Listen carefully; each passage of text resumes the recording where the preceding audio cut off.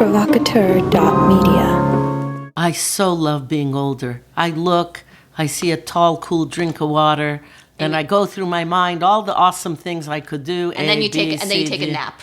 And then I take a nap. I love it. The Goldwaters is brought to you by Goldwater Dubé, shaping the history of Canadian family law since 1981. The Goldwaters vous est présenté par Goldwater Dubé, modeler l'histoire du droit familial canadien depuis 1981.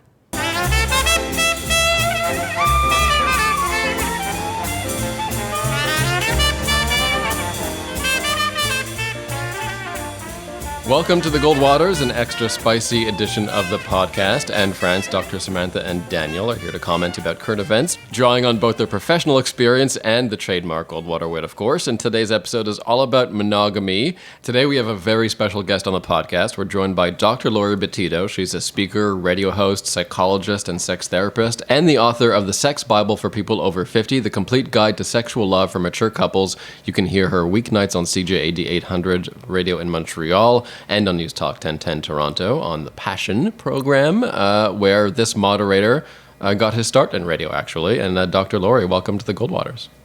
Thank you so much. Great being here. Thanks, Laurie. It's great having you here. Now, I want to start this off as the old person at the table, especially because I grew up, from a sexual perspective, in the 70s, being involved with a lot of people who had grown up in the 60s, because as you know, young women tend to hang out with men who are somewhat older. And ostensibly, it was the era of free love and sexual experimentation. And I thought that there was a lot of nonsense and bogus approaches that went contrary to how human nature really works. So I'm kind of surprised that now, about 35 years later, we seem to be having the same discussions that were had then. How come? It is interesting, actually, to see the wave and the change. And I think there's just so many more discussions about sexuality in general and looking at the range. When you look at sexual orientation, 35 years ago, you were either straight or gay, if you ever came out with it anyway. There was no in between. So everything was black and white.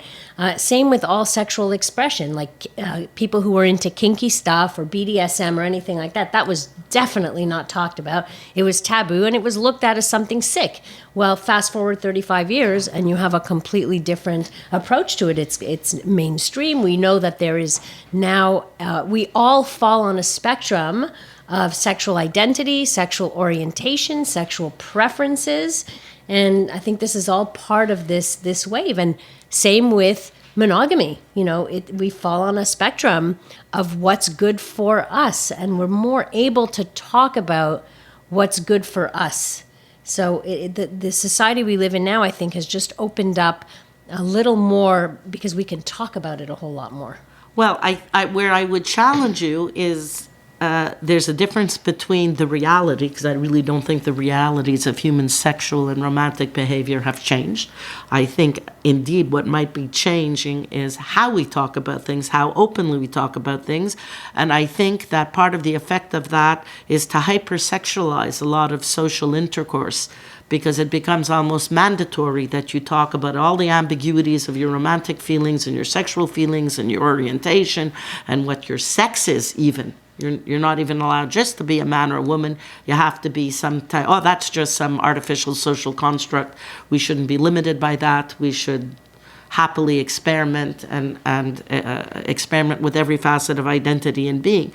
And I get it, for a lot of people who who aren't comfortable with the classic social paradigms. I'm one of them. I have a certain opinion about why women are expected to have feminine behavior, and I've bristled against that my entire life.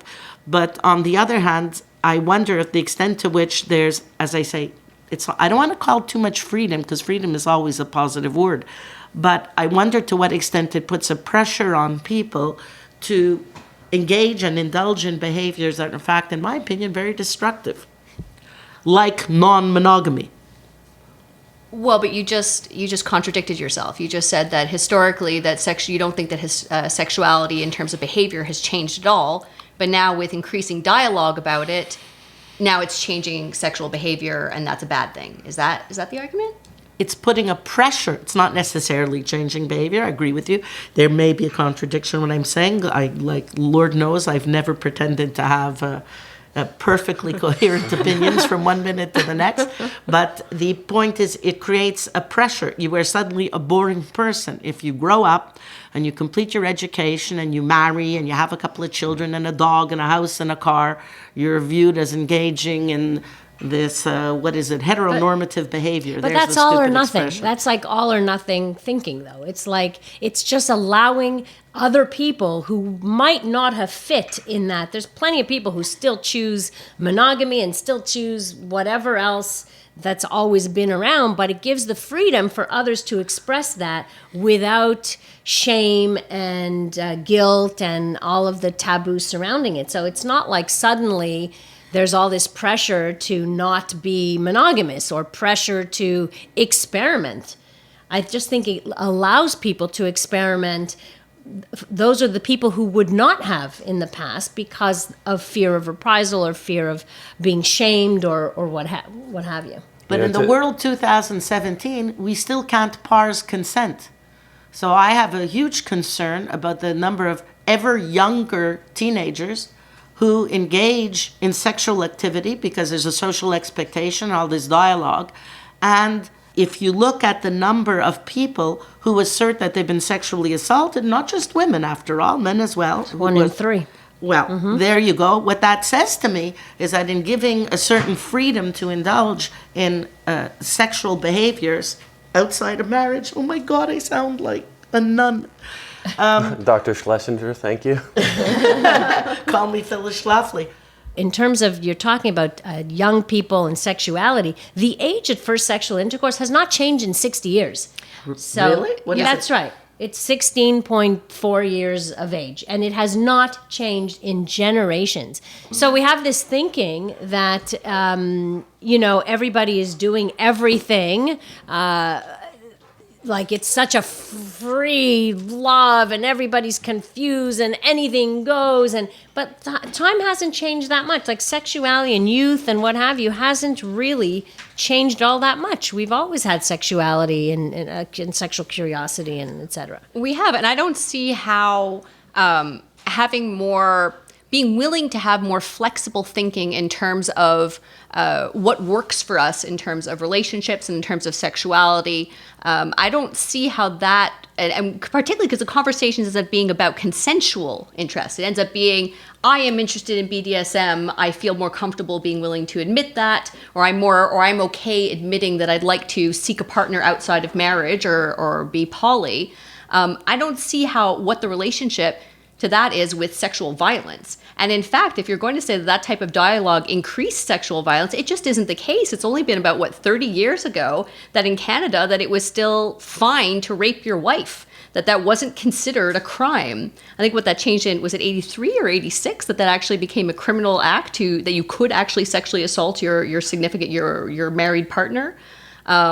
So again, I don't see how the relationship with sexual assault and with consent issues, where I do think you do make one point that's extremely important, and that in fact I do think some of the recent discussions about the recent acceptance of increasing acceptance of non-monogamy and of other types of non-heteronormative sexual intercourse and relationships, is that there's been much more emphasis on having open discussions with your partner about what works for you sexually. So if anything, that's contributing to more of an ethos of consent in the relationship, that we shouldn't just default on monogamy and this is how it's supposed to work, but that it may behoove us to have these real open discussions with our partners within the first few months of dating. Also, I just want to point out, on this conversational point, this dialogue, yeah, I think conversation is where all good things begin.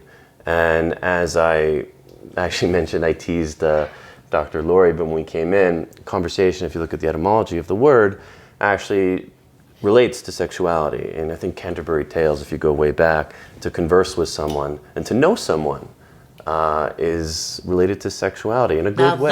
That was good porn. in the day. That was the soft Lady Chatterley's lover too. Oh my right? goodness. Yeah, a little too chick flick for me. I was more of a Marquis de Sade. Although as a side note, when we're getting into the intersection between consent, sexual assault, and more sexual liberation, Lady Chatterley's Lover, there was a glorification of sexual assault in the book, which was deeply disturbing when I was reading it. Well, back read in the Marquis day, de but- Sade and get really Well, disturbed. I was gonna That's a whole say- different category. Yes, touche. So let's dig into monogamy, shall we? So first of all, does it really work in practice or only on paper? This is a pretty hot topic lately. Scarlett Johansson was in the news recently coming out because she doesn't believe that monogamy is, quote, natural. Is monogamy natural or is polyamory natural? You're asking a really big question because monogamy is a social construct and monogamy is choice, whether it's natural, unnatural. Some people fit really nicely with monogamy and others don't.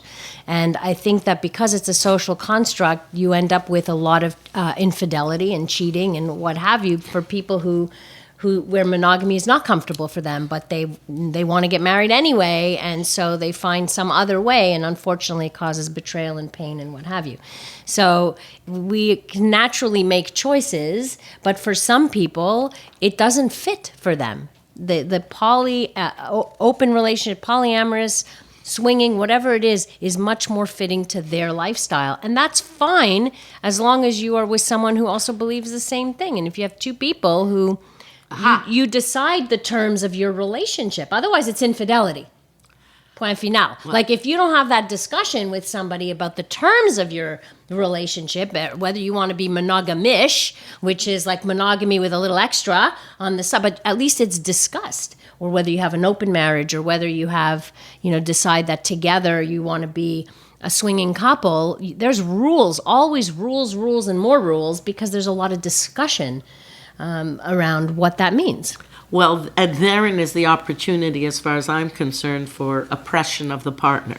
So I'll tell you one thing. If there's one thing I learned vividly from my matrimonial practice, despite the statistics that have been thrown at us from generation to generation, I have to tell you, the notion that one sex or another has a greater sexual appetite or a greater inclination for adultery is nonsense. I have met, I'm sure, probably exactly 50-50. Yeah, but statistically, it's still more men that cheat. And statistically, if we look at sexual desire, it doesn't mean that men that don't have low sexual desire. But when there's a desire discrepancy, it's usually because the male, at least in hetero relationships, it's the male who has more. Except we're talking about the concept of adultery, where desire and drive don't necessarily have anything to do with anything. If a man has stopped or has satisfying his wife or never has, whatever her drive is, she's likely to look elsewhere. No, a woman looks for relationships outside of marriage, at least according to studies, not for the sex. For the attention. Here. Right. For the attention, Right. the validation, That's the right. self-esteem. Although again, individual results may vary. Just so. But my point is, when by the time they come to me, where there has been the extramarital relationship, the common thread I find is the deception, the emotional harm, and that's right. Men and women are equally cruel to each other. Yes. And I've had as many men cry in my arms because their wife has gone elsewhere, even if it's, as they say, an accident on a business trip far away in Hong Kong.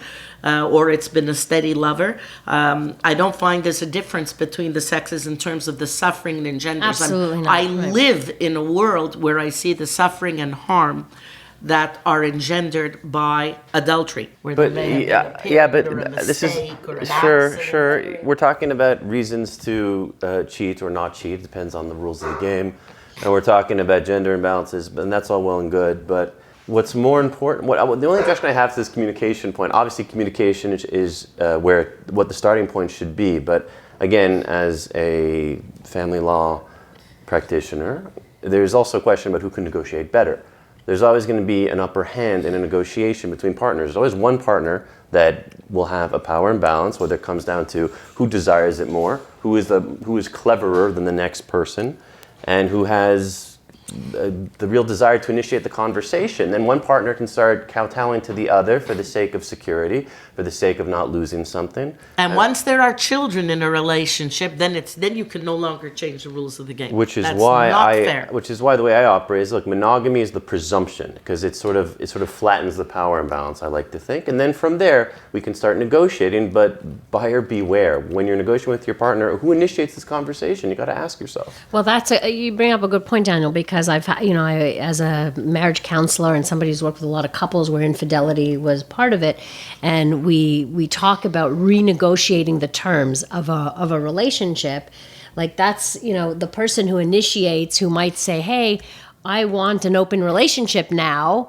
The other partner, who may not have at all thought about this, now is thrown into insecurity about why am I not enough? What do you want? Are you cheating? Are you not? So the lines of communication, I mean, it have to be very open, and you have to have a lot of compassion for your partner and a lot of listening because it's so emotionally laden, right? When you talk about this kind of stuff.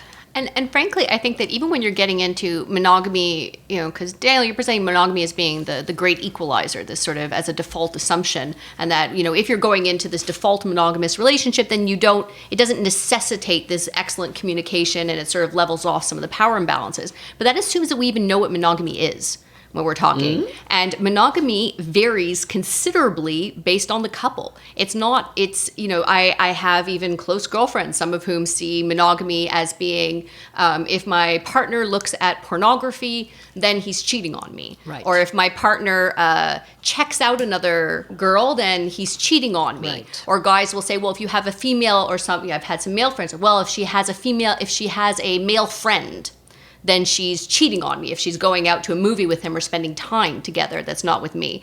So I think that even when we're going into a default monogamous relationship, it still behooves us to have really open discussions about what exactly that means. And I don't think it necessarily levels things out. Right. Every couple has their boundaries, and that's really important, which is why you have to talk about it. I may be perfectly comfortable with my husband being flirty with other women because I don't feel that it's a threat to my marriage, whereas somebody else might say, oh, gee, no, can't even talk to, I'm not comfortable if you talk to an ex or talk to another woman or what have you. Or carpool with your female coworker to work. Yeah. And the issue of pornography too, the feeling that, like I've had clients who felt that if their partner masturbated, it meant that they were somehow depriving them of something or that they were cheating with their own right hand, so these things come into play. Well, I agree with everything that's being said. Yes, it's a spectrum. But you're on that spectrum. So I don't want to use a word that's a little loaded in sort of religious dialogue, but there's sexual deviation. If you're deviating your sexual energies, your intimate energies from your life partner, you're on that spectrum. So whether it starts with masturbation or something even softer, say the Jimmy Carter sinning in my heart, lusting in my heart after someone else, you're beginning on the spectrum. So I'm supporting your point, Samantha, and I think I'm also supporting your point, Laurie, that there is this spectrum. It needs to be defined. But before that discussion even happens, just to make my point, let's just have a very sort of vanilla default presumption that kissing someone else, making love to someone else, I think most people agree upon. So that has to be physical contact with each other's sexual kibbles and bits, then that's what... No. Well, what is it, below the belt, above the neck? Like, You're lawyering, guys. You guys are lawyering. we're not even lawyers. Psychologists. That's my point. But everyone has a lawyer and everyone has a psychologist in them. And you guys are bringing out the lawyer on this point. There's a principle, and you guys are trying to throw it through the salami slicer before there's a case study or case example. Whoa, salami slicer is an awesome metaphor in the context of this conversation. Yeah, look, when two people get married, sign that marriage contract, there is that, what you say, Daniel, that it's monogamy. Like that's what you signed on for, is monogamy, unless otherwise specified. But I want to tell you, in Quebec in particular, and it was a huge fight that existed between me and the French-Canadian lawyers in my office, they said you cannot walk into a courtroom in France and argue that people who are in common law relationships have not made the promise of fidelity and monogamy just because they didn't get married. Common law couples in Quebec are in their minds just as bound to each other as married couples. They just don't want the economic consequences, which is very fascinating.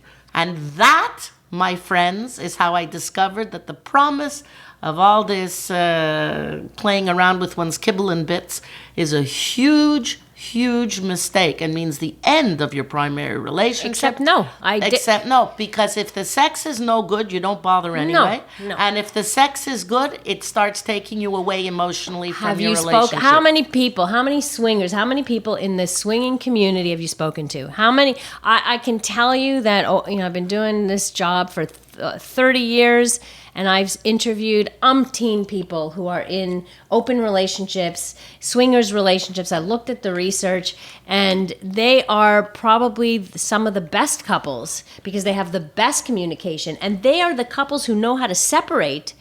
Not everybody can do this, but separate the sex from the love. So the primary relationship is full of love and lovemaking and tenderness and sex, but when they go outside of that, it's purely sex. You can't, and here's the challenge, is not getting emotionally attached to anybody you're having sex with.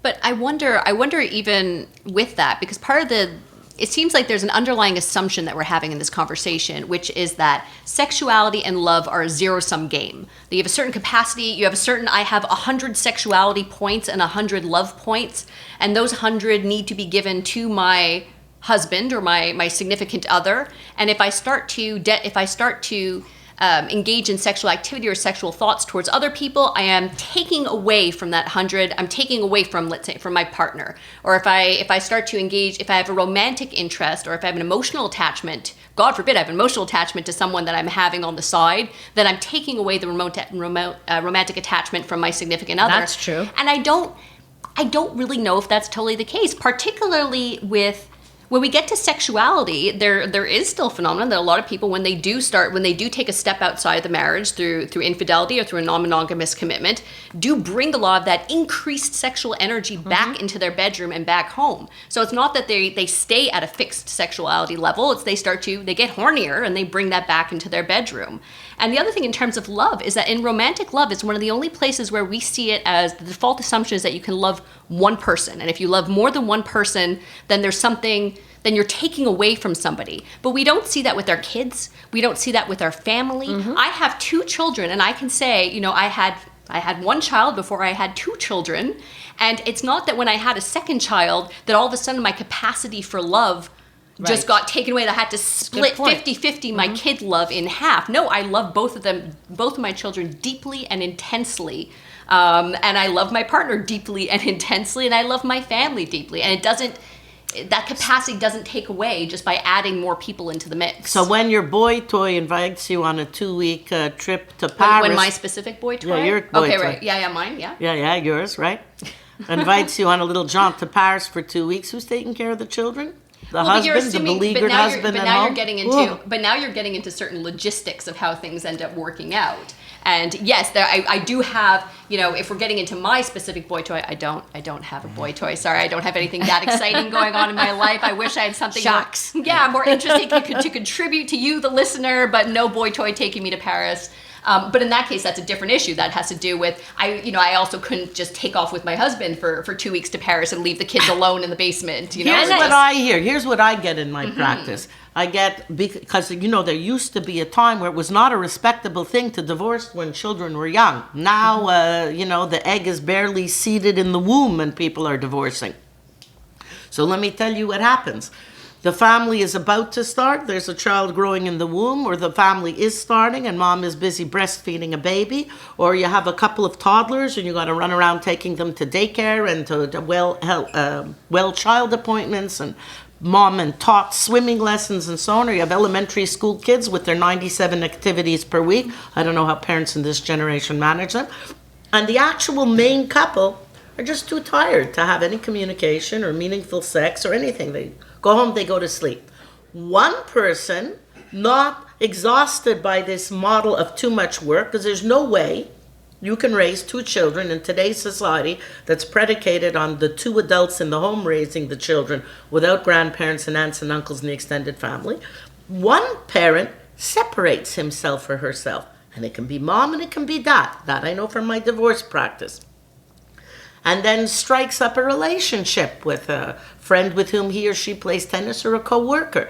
And then you get this fantasy relationship going on of where can have hot sex in the men's locker room at the local tennis club, and I don't have to think about my children and dirty diapers and the baby who's thrown up over the entire floor of her bedroom. And frankly, I've had other people come into, I have couples, monogamous couples who come into my practice where one of them takes, when with the stress of child rearing and everything else, that one partner will check out in another non-sexual way, that they'll check out by dedicating too much time to work, check out by dedicating too much time to drinking or to their friends or to hobbies. There are all sorts of ways.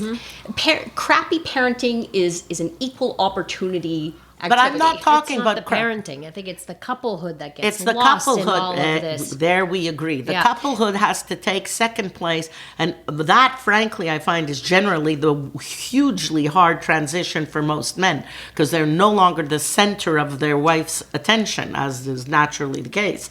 So I don't believe for a minute that for families where there's young children younger than high school age, that there's really time to engage in. Well, you got to make it. I think that's part of You have it. to- You have to read. This is the effort. For this the is the work. extramarital No, relationship? no, for the marriage. Now My advice is that. My advice to the husbands and the wives both is go home and express your love and appreciation and respect for your partner, like the stay-at-home moms. I say, has it ever occurred to you to go home and say thank you to your husband who has to work hard all day to bring, as they say, bring home the bacon so you can enjoy being able to stay at home and raise the babies, and vice versa, right? You laugh at that, but I'm talking about clients. I have other realities than ours. I see that there was a consensus, and I'm sure that I know the data support this, that it's men that will be more inclined to stray when there's a child that's introduced into the family, the wife is less available.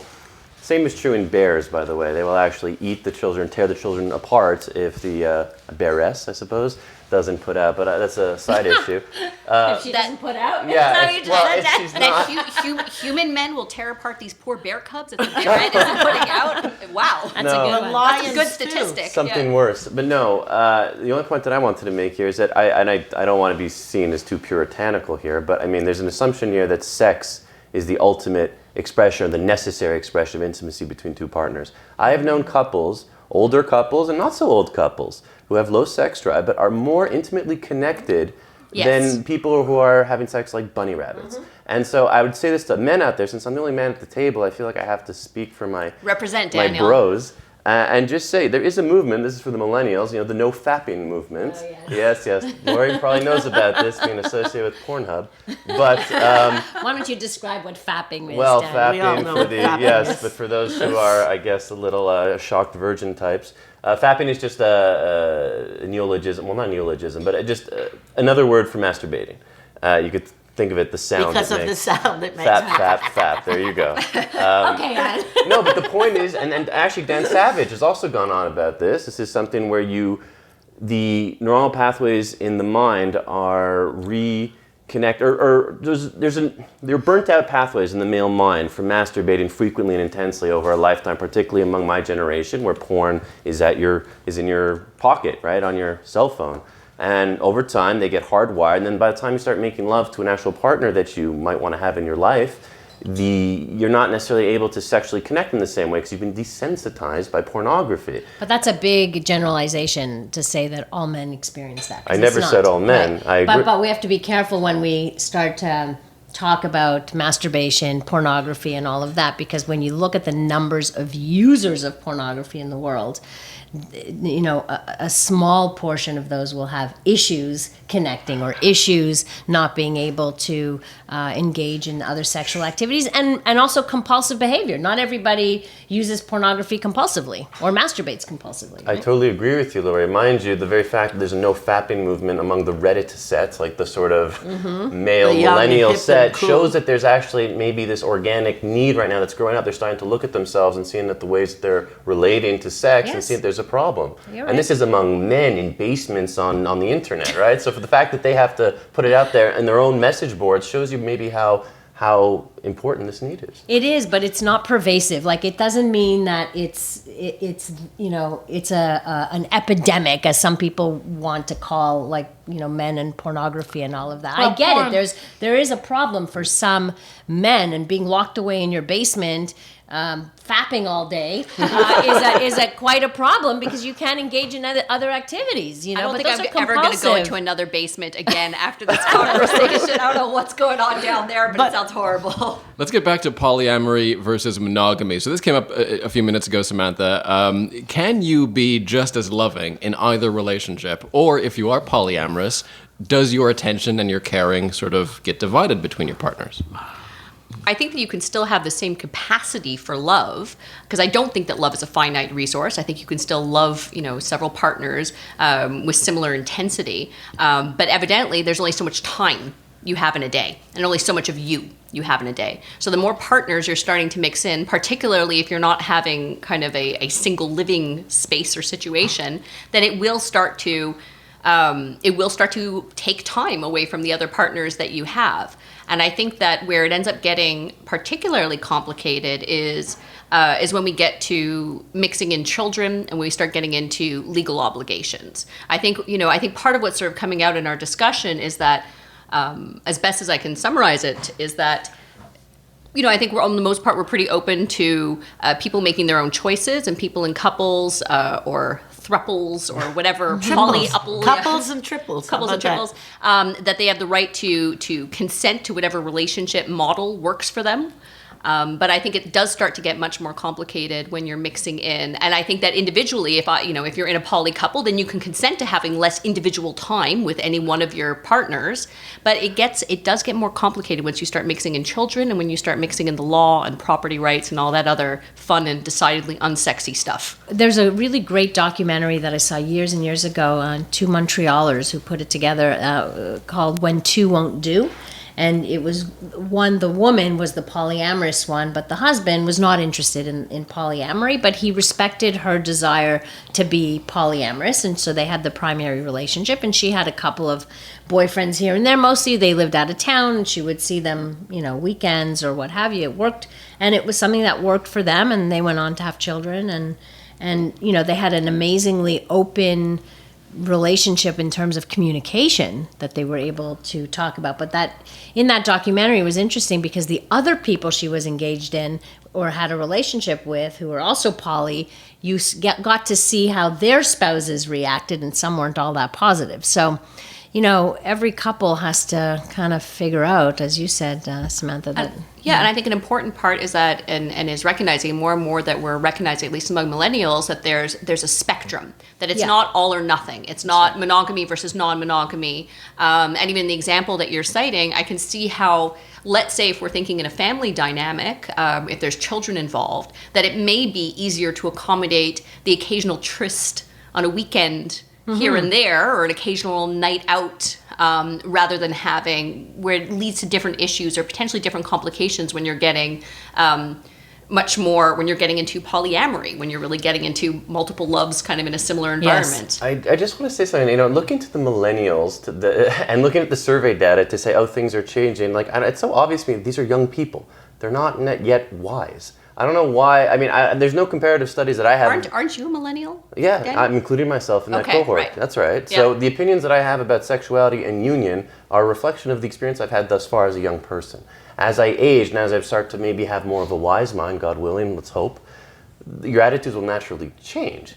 And I don't know if there's any real comparative studies that I've seen comparing sexual attitudes of, say, the millennials of yesteryear, young folk of yesteryear in terms of their sexual attitudes.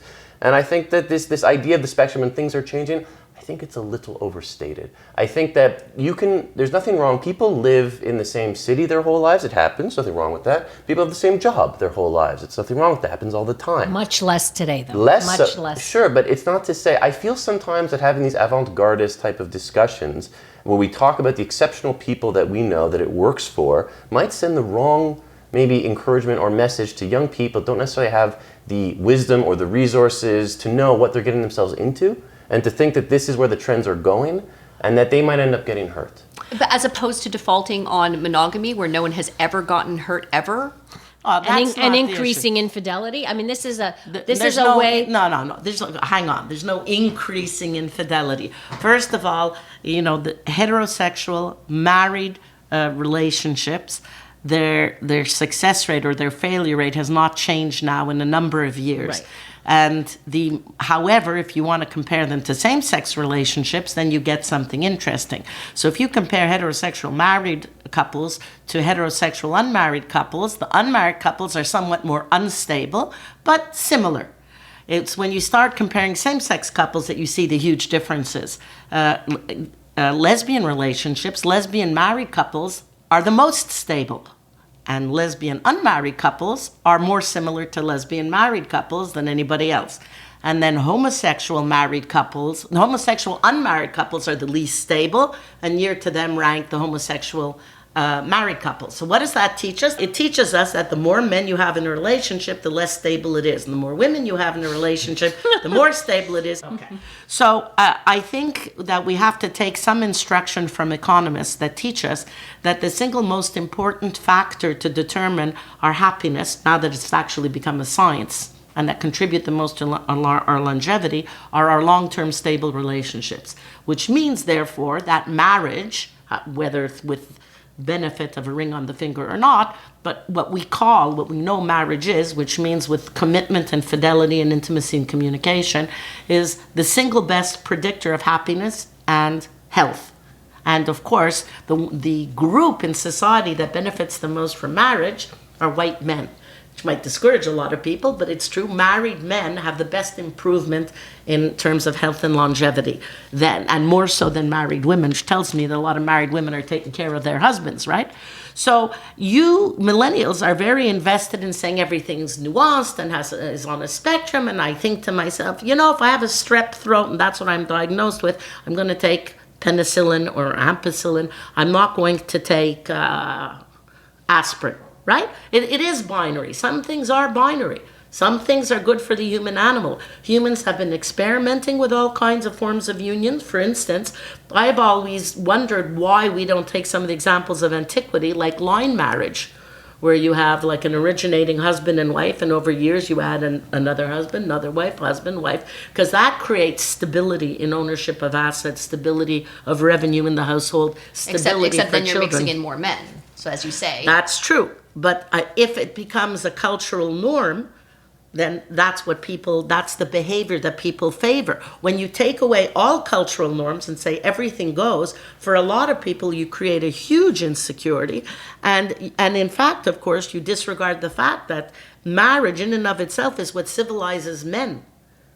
That's what civilizes men. Well, I agree, I think, with what you're saying. I think that... That's unusual. Well, no, I think security is the key word in all this when it comes to intimate unions. I don't know, I can't really speak for everybody, but I think anyone would agree that, well, really what you want is a sense of security as you define it. If to you security means I need to have certain sexual desires fulfilled that I'm not getting fulfilled here, and I want to negotiate with my partner so that there's a collective sense of security, that is good. That's wisdom to me. That's a good thing, and it'll have my blessing. But mind you, to your point, Mom, yes, men have testosterone. It's kind of what changes things. I mean, if you start pumping women through full of testosterone, there's plenty of research on this, nothing controversial, sexual appetite and desire will increase in that male way. I don't want to get into... While good sense and wisdom disappear. Which is to say, this is why, to your point, Mom, I think I'm agreeing, but I'm worried about agreeing with you, is that... Yes, I think men have far more to gain from marriage than a lot of them think. If men live longer, have greater health when they're married, and when they're not married, look, men get involved in violent interactions. They go to jail more. Men are dynamite when they're unbound by that union, which essentially just works against their trigger-happy, risk-taking testosterone. It's good for them. And marriage isn't as good for women as it is for men. Yes, and that's something I want. Show that for and sure. I want you to pick that up, hopefully, maybe on this podcast. But unions without marriage are a catastrophe for women. You either Financially? Financially. Right. Let me tell you. Right. So then, Dr. Laurie, if we agree that polyamorous relationships could sometimes be healthy, can we sort of take a step back and not judge polygamous relationships and maybe explain the difference between the two?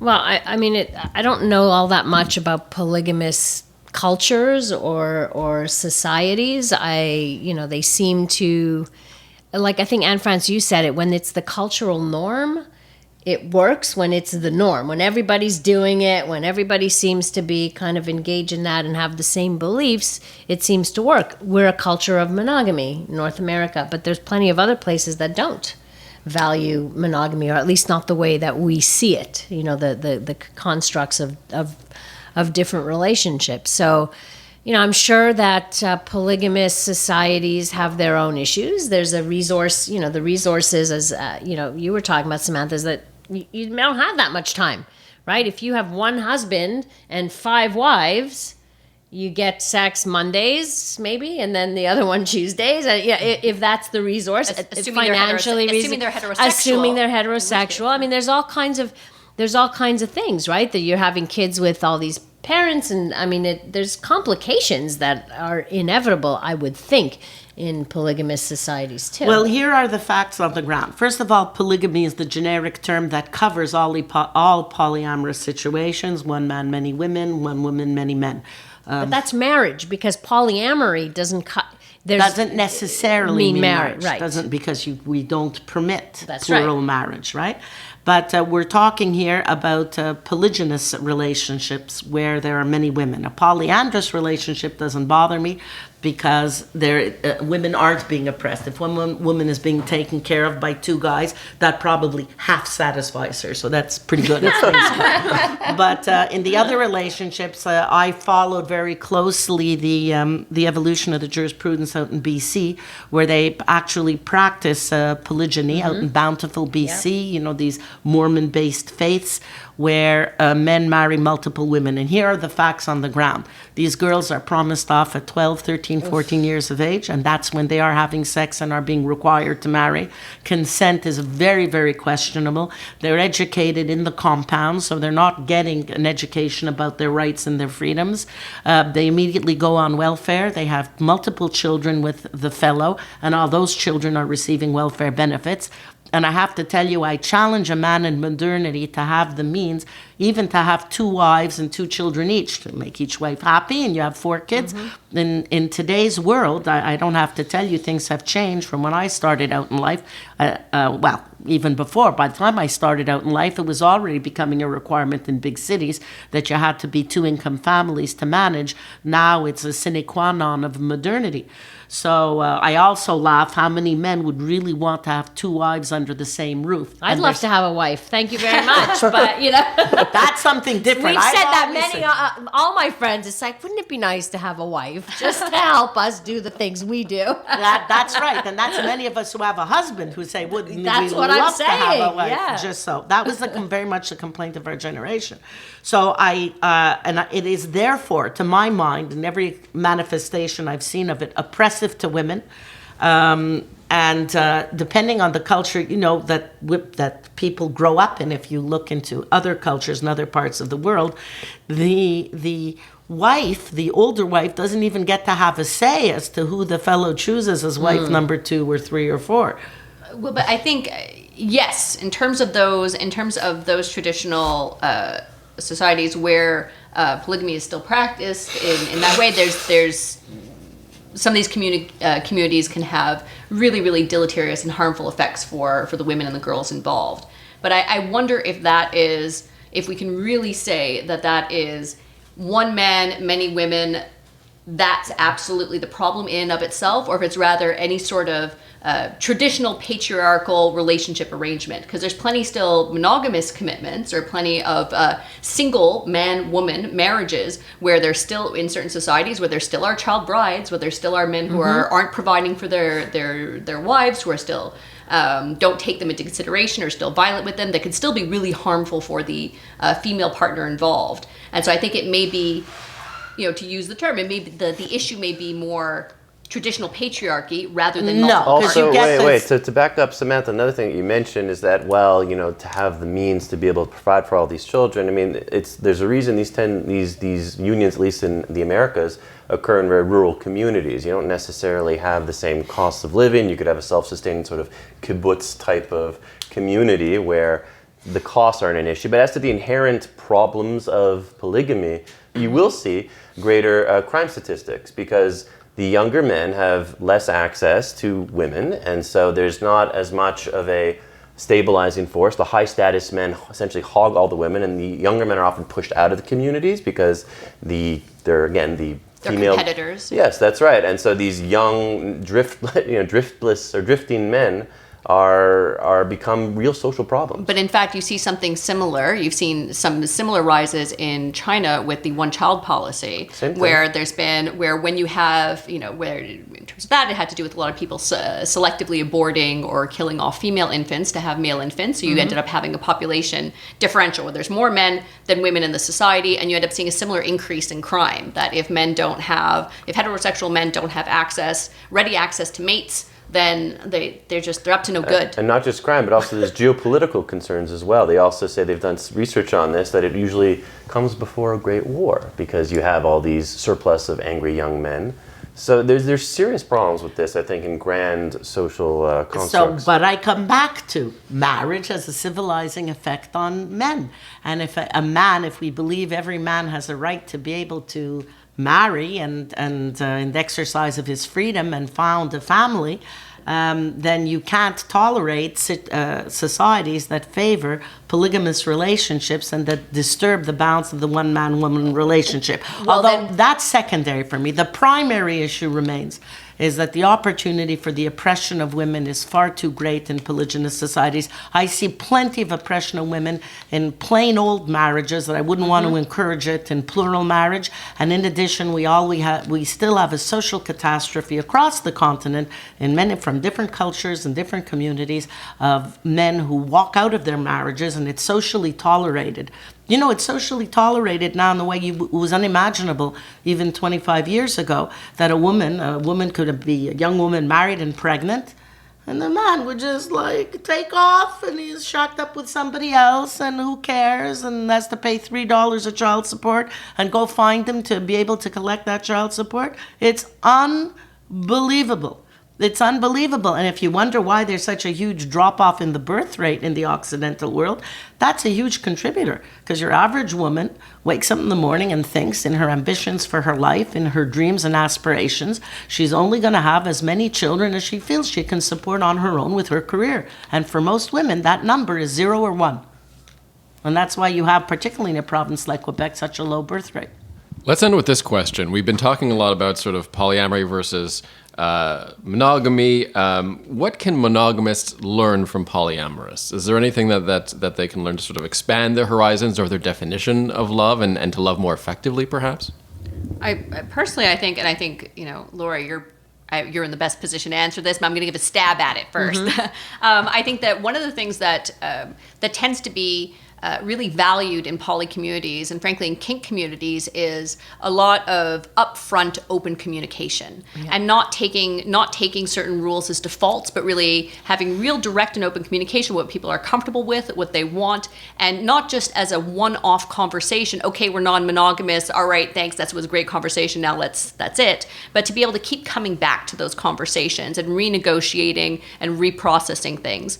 And I think that is a fantastic model to be able to, for traditionally monogamous couples to be able to aspire to or adopt, whether they choose to, even if they choose to continue to be monogamous, that's fine. Everyone's choice, that's theirs. But to be able to not take certain things for granted and have that open communication ongoing through the relationship. You're absolutely right. I think one of the issues that I see a lot is that couples have a really hard time just talking about sex in general. They are okay doing it, but they won't talk about it. And this, over years of pent-up frustration and resentments and all of this stuff is not healthy for a relationship. So that's been my experience, is that people, generally speaking, are not that comfortable talking about their sexuality. They're not comfortable talking about their needs, maybe women more so, that they maybe not even aware of what their needs are or have trouble with their own experimentation of their own bodies and saying it out loud because, they may have grown up in a time when you didn't speak of such things and nice girls didn't talk about how much they loved sex and things like that. So there's all kinds of messages that are still there that we still grow up with that are harmful to our sexuality, but nobody talks about it. We have a hard time. So those couples, the poly couples, can certainly teach us, and anybody in open marriages. You can't have an open relationship unless you have great communication. Otherwise, it's a failed relationship. End of story. It will fall apart. And I think, and if you notice, the two psychologists, the take-home point is use your words. Use your words. Use your words. Yeah, lots of Use your words. all the words. Just if I could take a stab at answering the question, I think yes, conversation, communication. My hope is that in my unions that the conversations happen so early on that polyamory never becomes a topic to be discussed. My understanding is that polyamory sort of presents itself, and this is from some of the research I've done, I don't pretend to be an expert, presents itself when there's a real problem in the relationship. No. That That's when it's a prelude to the relationship dissolving. No. You can't have, in order to be, and if we're going to go with psychobabble, let's use some psychobabble. Let's throw some psychobabble out at them. If you're looking at people that have a secure attachment relationship with the person that they're with, the more secure they are, the more they can use the person that they're with as a safe base from which to explore the world. Because they know if they go out and they explore other things and they get hurt, they know that they can come back to that safe person and get help and renegotiate things. And you don't fix a relationship by being polyamorous. No, you end a relationship by, if a relationship is deeply conflictual and then you decide to go for polyamory, I would say that on the most part, that ends up being a step out the door. Then explain it to me, doctors. What is the impetus? What's the desire when you're in a healthy, happy relationship to want to have sex with other people? What's the desire? Where is there not the desire? I think monogamy. Who said monogamy is easy? It's the hardest thing, actually. Well, that's exactly. So you just walked into what I was trying to say. Is that everything in life that takes a lot of work is usually worthwhile. I mean, whether it's your career or your job or your family or your kids. If that's what you're geared for, there are people who will tell you, "I am not monogamous. I cannot be. I don't want to be." No, and that's okay. So, but when you say because monogamy is hard, grow old alone. No, but no, not necessarily. No, I take your point, Laurie, and that's fine if you have a different inclination. But to say, monogamy is hard, therefore, it's not hard therefore. Okay. It's not hard therefore. You're saying why? Your question directly was why would anyone, if they're satisfied in their current sexual relationship, why would they even have an interest in having a sexual relationship with anyone else? I didn't get an answer. I heard because it's hard. Because it's hard. For variety, for different reasons. They may as a couple enjoy variety, do not see themselves being with the same person and having sex with the same person for the next 40 years. And it's something that they agree to.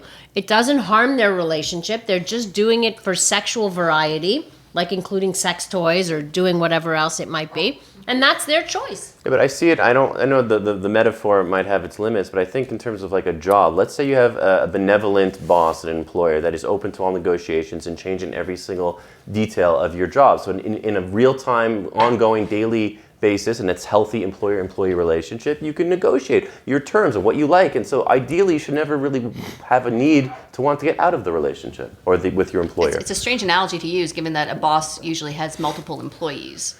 So your business partner. What model are you going with here? Let's say your business partner. I think that's obviously more on brand here.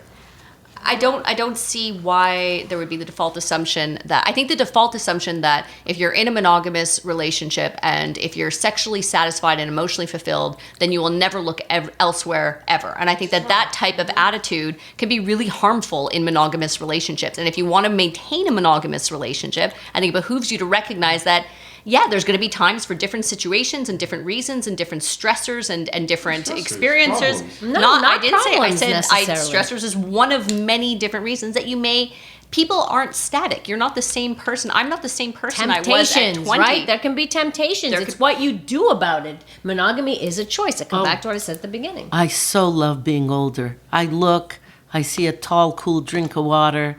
Then I go through my mind all the awesome things I could do. And then you take a nap. And then I take a nap. I love it. I'm done. I don't need it. I won't do it. I won't compromise my relationship. I just tell you, children, one day you're going to be old like me and you're going to recognize that old promise that it doesn't matter who you're playing with at lunchtime as long as you come home for supper is absolute nonsense. Commitment and fidelity are worth it. And the security and strength and awesomeness of having a partner who's a witness to your life, you're a witness to his life. You can still have that in a poly relationship, and an open marriage, and a swinging relationship. You can still have that. The only nuance you put there is that's where two people are playing around together. Well, at the same time.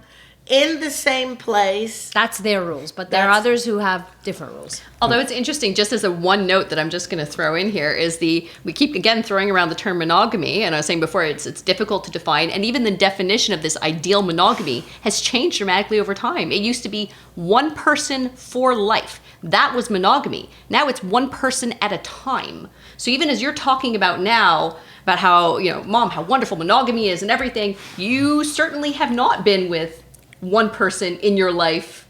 That's it. For life. Now you're talking about the one at a time. Serial monogamy. Sure, That's a little bit different. Well, so we all now like if cereal. you look at Okay, research, it's raisin bran monogamy. What do you want me to tell you?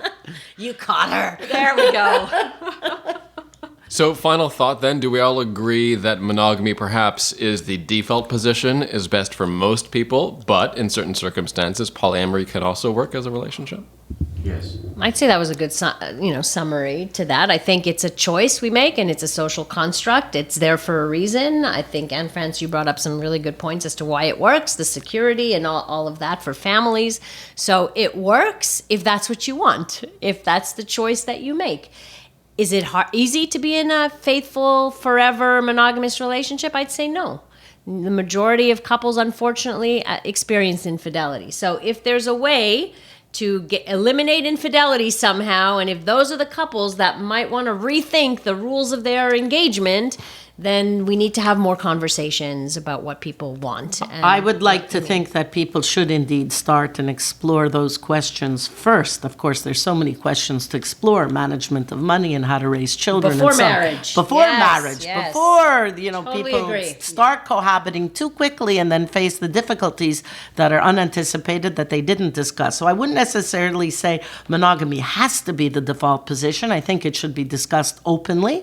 People should be thinking right away about their differences in drive and expectation and how much and how often and how long. But that changes. Let's remember that. And that changes there's too, a reality that will change a lot especially over the course of a life. especially with the arrival of children, needless to say, with illness later in life.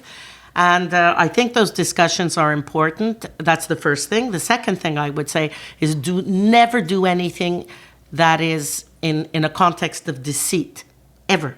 The harm that you can cause to your partner for the 5 minutes of pleasure that you had in some casual something is something that will haunt you your entire life. And I've had clients who carry a big burden of guilt because they had a mistake, they had an accident. It's not that I judge them or view it so terrible what they did, but the harm they caused their partner can have repercussions for many years. Yes. And those repercussions can also be expressed through the children.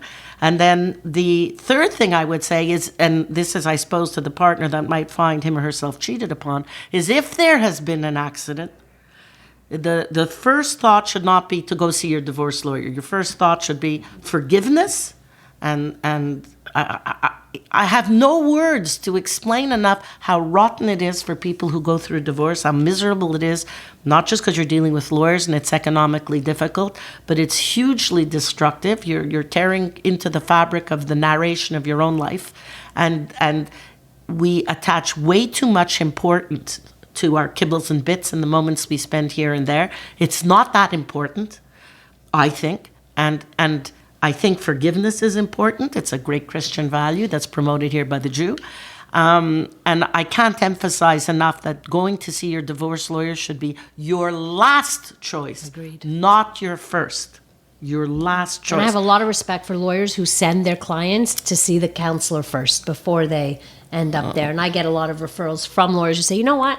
Because people go to the lawyer in the heat of the moment. You cheated, that's it. I'm getting divorced. I call the lawyer. Like everything happens so fast that they don't have time to process a lot of that. And what is it that they're actually giving up to, and how much you can. I mean, you can work on it. I've worked with so many couples and they have thrived, survived, more than survived, and have built strong relationships. I think there's a good line for that. It's called "Judge not, lest ye be judged." Yeah. I think it sounds biblical, eh? Or turn the other cheek, which sounds a little sexy in this context. Which cheek? Dr. Laurie, where can we listen to you, read you, watch you, discover your work? So lots of ways. You can hear podcasts of my show Passion, which is a nightly show about sex, love, and relationships on iHeartRadio or on my website, drlaurie.com. I've also done 2 TED Talks on long-term relationships. So a lot of what we've talked about today. So and on pleasure, sexual pleasure as well. I can be found also at the Pornhub Sexual Wellness Center, which is a new website on the Pornhub website, which offers sexual health education to viewers who are already there. So lots of ways. We'll link up to your 2 TED Talks at the goldwaters.ca and to Pornhub too, maybe, Goldwaters? I don't know. Do we? That sounds good. Join us next time for another episode of The Goldwaters. Don't forget to follow us on Facebook or Twitter, #The Goldwaters, and subscribe on iTunes, don't forget. You can also find us on SoundCloud as well. I'm Dan Delmar, your moderator. Thank you, Goldwaters, and thank you, Dr. Laurie. Thanks, Dan, and thanks. It was fantastic having you here, Laurie. Thank you for coming. Thank you for having me. It was great fun. Yeah, thank you, Dr. Laurie. It was great. Thanks for coming, no pun intended. Provocateur.media.